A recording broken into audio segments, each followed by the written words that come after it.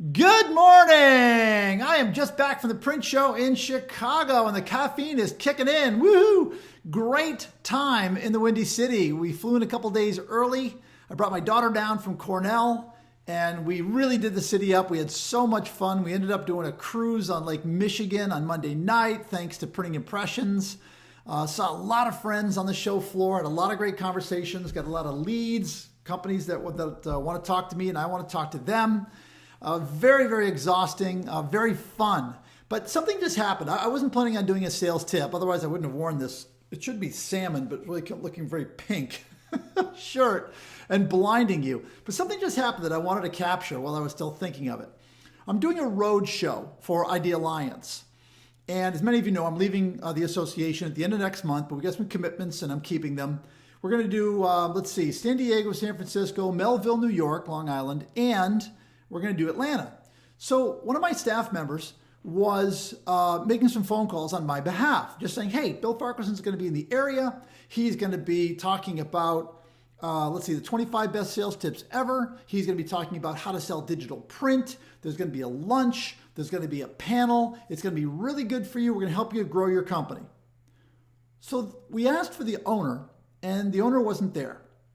So we had another contact name, and my associate said, well, can I speak to that person? He picked up and we started talking about what was going on. And the guy, instead of saying, yeah, thanks, we're not interested, or it's a bad time to call, threw an F-bomb and slammed the phone down.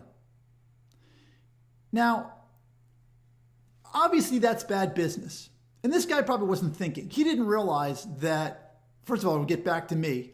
And I handled it in a number of ways. I let someone know what had happened. I think the owner should know what kind of employee he has or she has.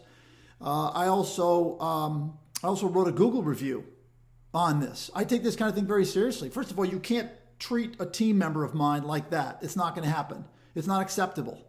I'm going to stand by my fellow employee 100% of the time. But think of the damage that does when your truck driver, the one that's got your company name and logo and phone number and website, cuts somebody off or tailgates somebody on the highway or does something rude or double parks or takes 2 parking spots. All of these little things, and I know this is a little sales tip, but all of these little things can really add up. On the flip side, think of the graciousness. Think of someone who doesn't react that way. I remember 10 years ago when I was third in line at a stop sign. The first car was clearly a little old lady. It drove a little old lady car. It was a Buick something or other, one of the old Buicks. And just, you couldn't see the person driving. It was like something out of Ferris Bueller. Behind that person was a van. It was a local painter, house painter. And it wasn't even, by the way, it wasn't even the owner. It was just some grunt that he had working for him. And behind that van was me. That car sat there, had full range. Nobody was coming, but clearly was confused and sat there for 20 seconds. And that paint truck did not honk. Didn't honk. I was in Chicago recently. I was in New York City recently. And you can't, when that light goes green, and I don't think anybody's going to call the taxi company. But what an impression that made upon me. When I went to select a house painter for my home, where did I go? I remember calling that company up and leaving a voicemail message saying, good on you, good for you. For this company that's a printer, you know what? The one that treated us so rudely, you're not my customer.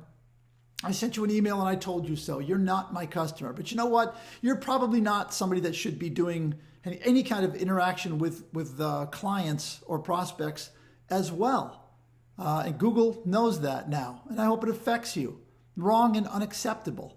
Just remember, gang, everything that you do, one way or another, can affect your sales. Every member of your team, the driver, the employee that says something at a party, they all are representing your company. And this means a lot more than you might think. Because that person that you cut off might know someone who knows someone who works at a big company. And when that story comes up at a cocktail party, they're going to say, what's the name of that printer again? Or maybe that person is rude on the phone, and happens to get back to a guy that's got a little bit of a following and he spreads the word. This is all very damaging. So I guess I'm venting a little bit, and I apologize for that. I thought I was through with this emotion. I'm way too emotional a person.